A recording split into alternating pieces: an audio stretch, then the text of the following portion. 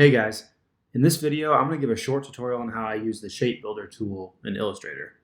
So in this example I'm going to show you how to add detail to a minimal or minimalistic mountain range.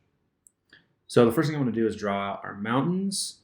I like to do this by using a square and then just scaling in the top two corners.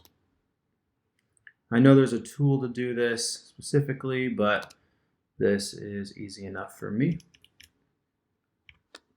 Something like that. I'll copy this over and then just reduce the size so we have the same angles.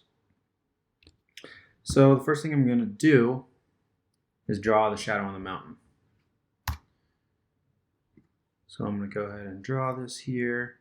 Shape Builder has two functions. It'll either add shapes together or it will subtract them. And most commonly, I mostly use it for subtraction. I'm going to grab this darker color over here.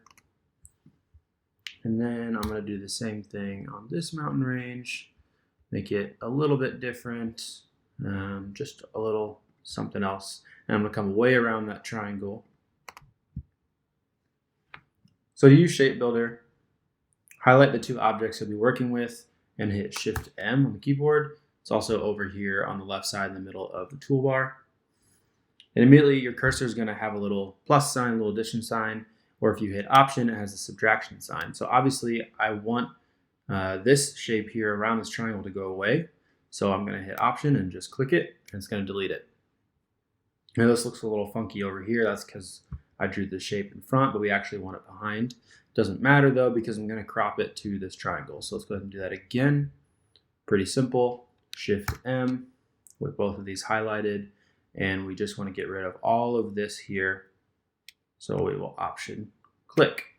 And then I'm going to go ahead and highlight both of these, send them to the back. It's as simple as that.